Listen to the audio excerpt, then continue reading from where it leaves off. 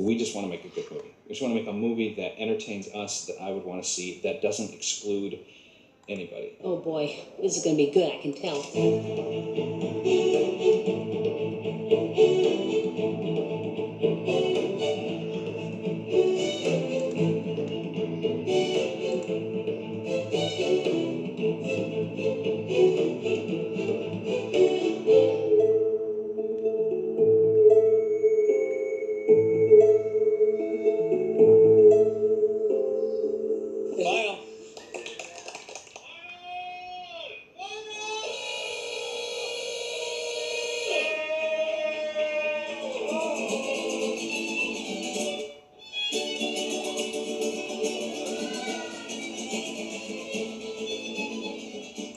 I always believe in research.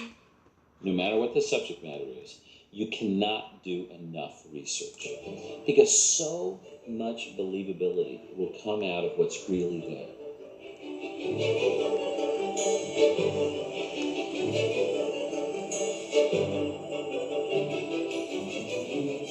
I went on numerous field trips and research trips. Going to the museums to actually take fish out of the bottles and have a look at them close up. I went to every single person early on in the film and said, you have to get certified scuba diving, you have to go underwater. We cannot make a movie about the underwater world without you experiencing it firsthand. The design of the coral reef has been really interesting because we had all taken scuba lessons and gone and looked at the coral reef.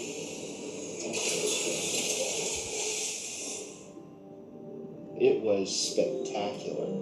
Just experiencing the reality of a world like that has an enormous psychological impact and an impact inevitably on the work you begin to create. People came back just with these eyes like, it was amazing. You know, I said, I told you.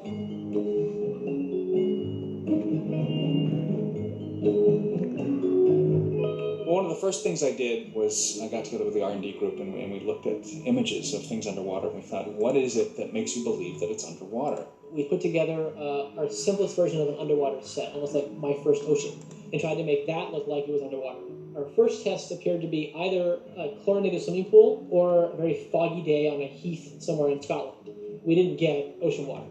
Each of these individual aspects of being underwater looked great, but we couldn't get them all to work in concert together. And I just picked a couple shots of things above water and things below water from real footage, and I said, okay, using exactly the tools that we have created and nothing else, I want you to see how close you can mimic these actual shots. And they came back a couple weeks later, and they put the two images up, the actual live action footage and then our footage, and I couldn't tell which one was which.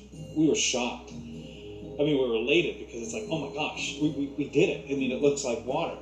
Then we had to sort of pull back and go, wait a minute, it looks too real. We want you to believe that it exists, but we want you to also kind of feel that you're in a make-believe world. We just push on the story as hard as we can. And we try and buy ourselves as much time as possible to work out every aspect of the story. It's really important for us sort of at the head of this big pipeline before it gets down to lab and animation and lighting to work this thing out right. And that includes pacing of a film, that includes the emotion, making sure that people are feeling things as the movie progresses. And on Nemo, Andrew thought he had the magic bullet because he wrote the screenplay himself and had a complete screenplay going into this, which we don't always do. We thought that this whole process was going to be much smoother sailing. But the reality is once you put these movies up in storyboard form, a lot of things come to light that aren't clear when you're just reading words on a printed page. The thing that finally makes it on the screen is all about rewrite, rewrite, rewrite, rewrite. Is that funny enough? Make it funnier. Okay. And a good portion of the rewrite process is not done by the screenwriter, you know, at a word processor or a typewriter. It's the story department. It's the guys that sit in a room with you for close to 2 years, batting out ideas, countering your ideas, drawing up story panels, putting them up on a wall, pitching things, putting things on a reel down in editorial. It's a very malleable, messy, glorious process. Sometimes it's about doing things over and over and over and over again. And even though I've done this a lot of times, it never fails to to bring me to that point we're in. Oh boy, I don't want to do that sequence one more time. When it works, it's amazing. The power of what you can do with a group of great minds. But it can also be very, very frustrating because there's not a singular mind at times. Can you help me? No. You get yourself in there, you can get yourself out. When it really got dark and we didn't know what to do, Andrew, Stan, and I would jump in a car and we'd drive to L.A. You know, instead of flying down to go down and record Ellen DeGeneres or Albert Brooks, we could drive 6 hours. But what that would force us to do is to just talk it out with no other distractions. And we worked a lot of good stuff out that way. When I watch the film now, I can remember where we were on I-5 when this idea was brought forward. In fact, the Nemo initiation sequence was written on one of these trips. Sharkbait. Sharkbait. Ooh-ha-ha. Welcome, brother Sharkbait. Sharkbait. Ooh-ha-ha.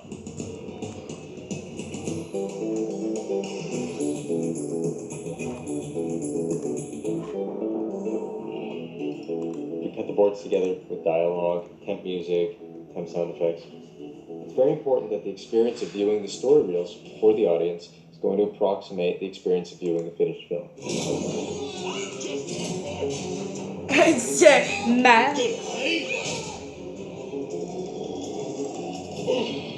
We spent a lot of time, we spent years, in fact, honing this story reel to try to create the best, most solid, entertaining template for the movie.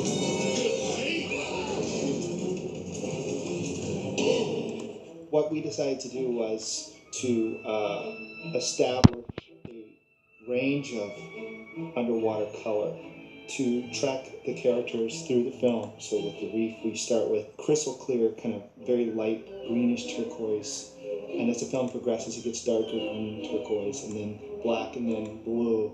And then as we get closer to Sydney Harbor, it becomes greener.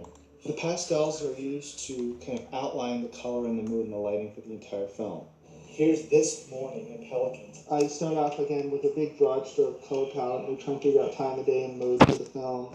And then as we move forward and things are getting finalized in story, I go back in and, just visit key shots in a scene to kind of provide a direction for lighting. He'll put out the inspiration for what the scene should feel like and how it fits into the whole. We'll scan them in and then she'll take them and she'll balance the colors a little bit. And he'll see it later. He's like, wow, that looks as good as I was hoping it would look, which just, of course, makes me feel like $1 million.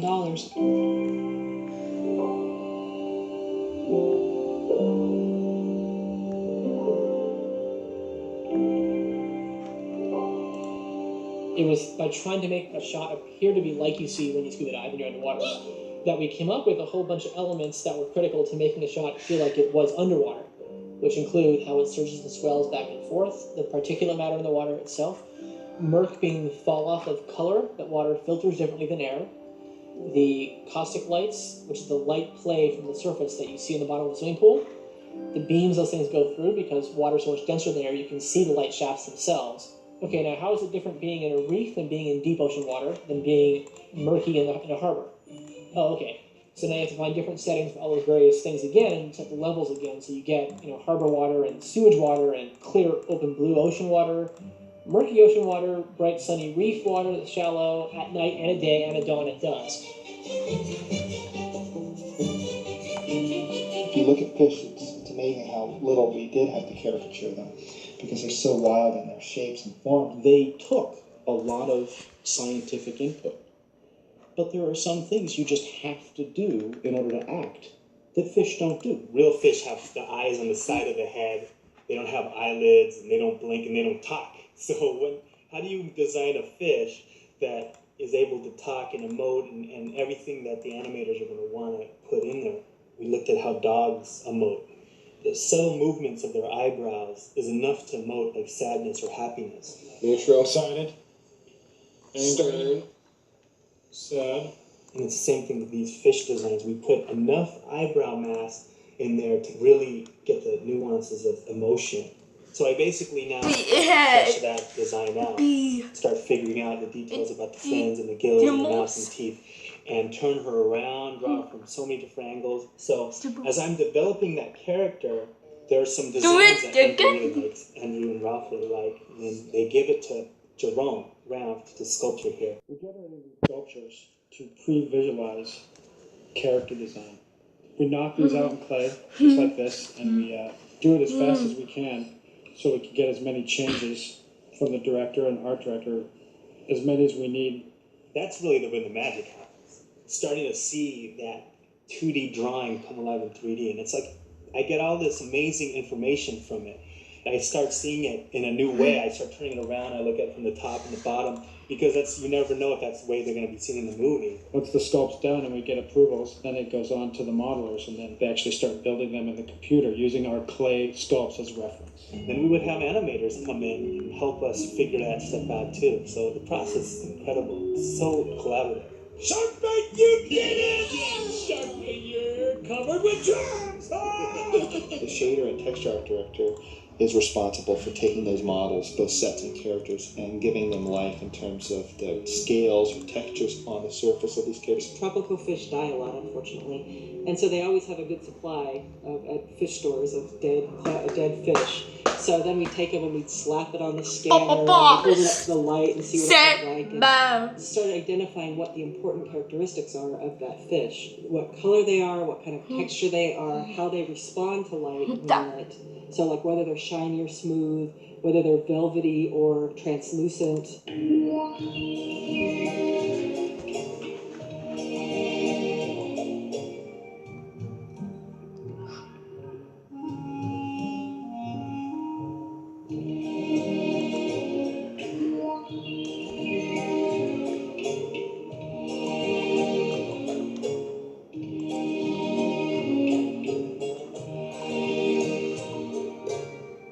So you do like it, don't you? No, I do. I really do like.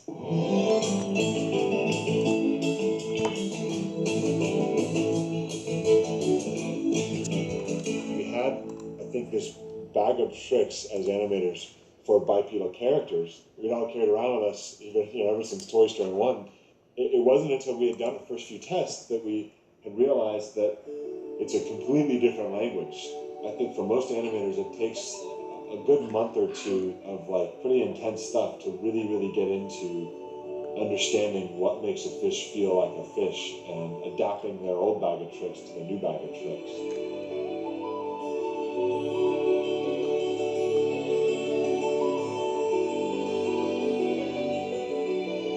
One thing I always equate it to is animating fish is like animating toilet paper underwater. But like muscular toilet paper. It's so loose and smooth everywhere, but then muscularly driven. That's a hard thing to do. One of the first lectures I gave was on how fish move, and I was sort of amazed to go back just 2 days later to sort of look over some of the things that they had dummied up based on my lecture. And this fellow was showing me how the fish moved and everything. I said, they can't move their pectoral fins. A fish can't just sort of do that. No, fish don't talk.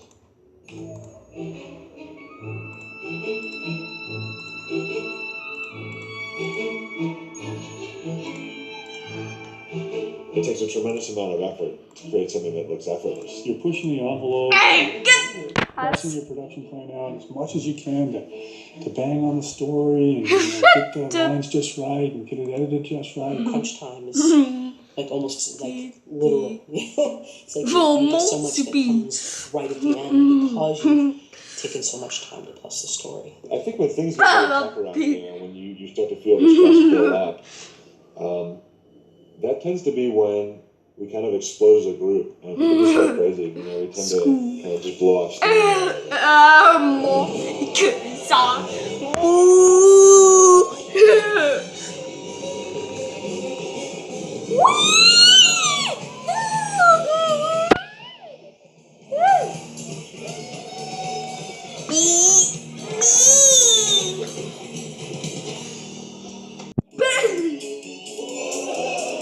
What happened when we moved to this big building is you don't see the people that you used to see all the time. And I think that a lot of us were missing each other and missing that collaboration.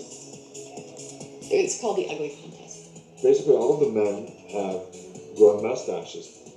The women have put eyeshadow on from their eyelids all the way up to their eyebrow. Not just colors. When they're in the building, they have to have it on. When they're outside the building, they can take it off.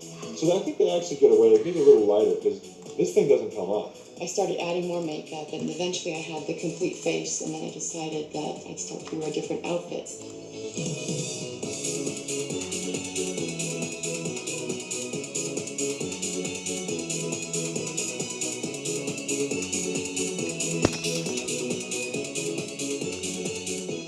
As the contest went on, people were going out and checking each other out more often, and we did get around to each other's offices and chat and look at each other's work and get feedback and just had fun. I know. I pushed my belly button and pulled. That was fun! On the production, we have what are called shop briefings for the animators. And to be honest, all that is a fancy word for what all directors do with actors. You may be talking about what your character's motivation is, or simply, you need to be swimming here, and you suddenly have to be at this point in the frame by the shot's over. Whatever the actor needs to make the scene work. I remember it. I do. It's there. I know it is because when I look at you, I can feel it. And I look at you and I'm home.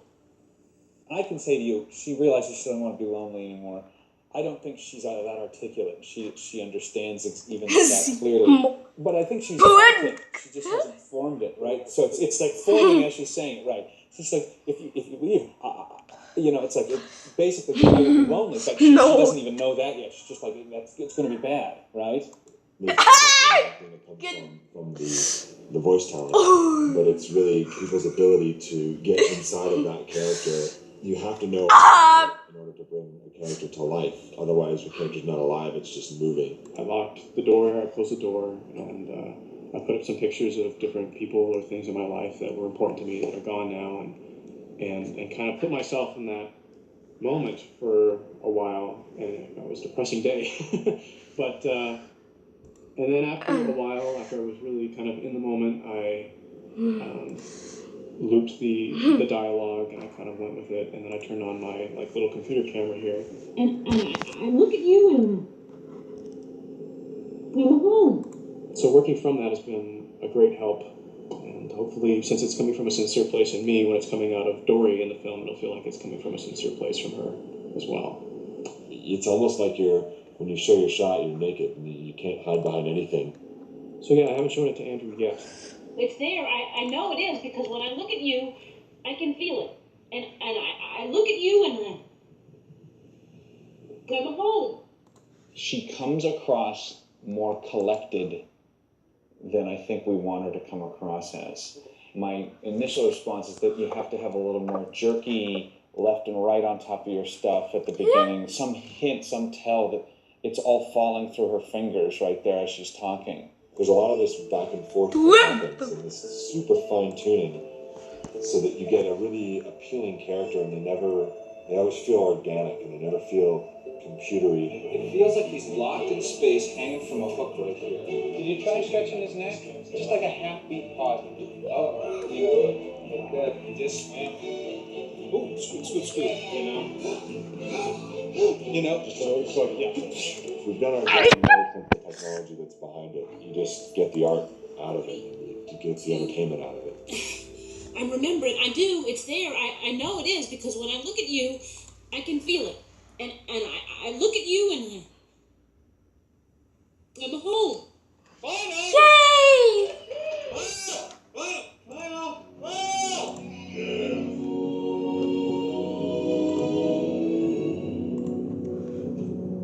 I think that the interior of the whale scene is a good example of just an enormously challenging sequence from all avenues. We're inside a whale mouth, most of the time underwater, and the whole whale is underwater, and it's at night. So where does the light come from? You have to invent something that looks believable, shows the action, makes the characters look appealing. It makes it really hard on lighting to have two main characters, one that's blue and one that's orange, in a blue environment, because you want the orange one not to go black because you're hitting it with blue light. There was some concern about Dory disappearing, considering that we're in a lot of blue in this film, and turquoise and things. But that just goes to show you how terrific the lighting stuff is here. Yeah, we're a little hot. So what color is your sunlight? That really super deep, dark blue? a good shadow of Squirt on the father when he's doing the head nod. Some of this might be in the cabin. I'd say the most challenging part of my job is usually we have a lighting crew that's 30 to 40 people, and we're all trying to make the same movie. We're all trying to make shots that look like they could have all been lit by the same person. It looks awesome. Stop. Yay!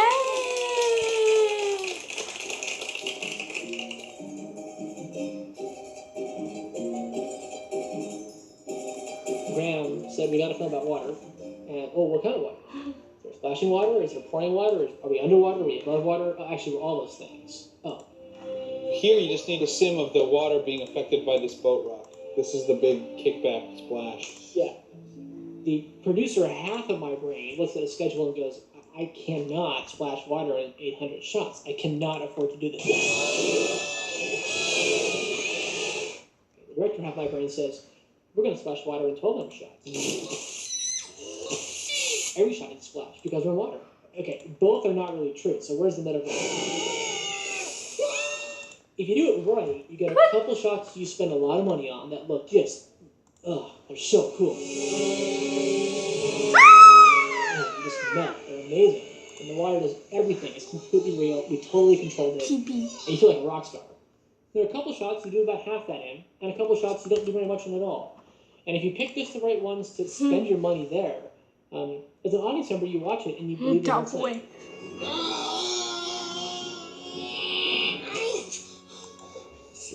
Almost 3.5 years. It's a long time to work on something and still not know whether or not it works. I mean, I thought it worked, and I thought it worked the first year that I worked on it. It's like you never really know until you see it with that preview audience, especially when you've seen it so many times. 2 years later, after a lot of dead ends or wrong turns and changes, you just get sort of beaten down. About the 20th time, you're not laughing at that joke anymore. You forget that joke's funny. I was in a very vulnerable state, and I think the whole production was. We just didn't know what we had.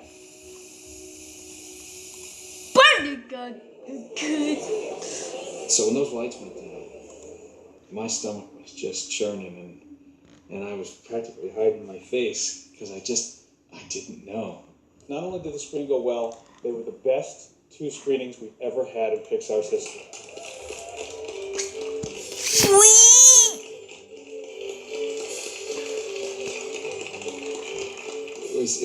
It was amazing. I found myself realizing that I had pretty much followed Father's journey and gotten to the point where I was just seeing everything half empty. And that was my moment of seeing things half full, for this picture. The time we'd taken to get the story right really paid off. It was really resonating with the audience. And of course, there was also the shot in the arm. We needed to come back home and go, all right, let's break this thing out. Let's go.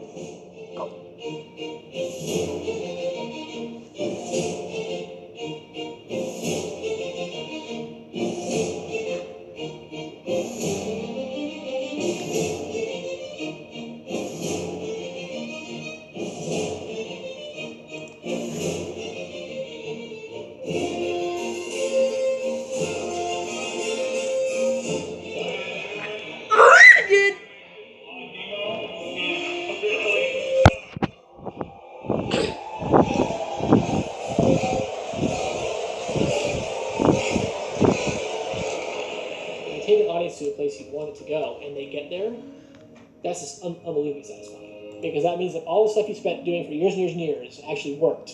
It's been a long, tough road.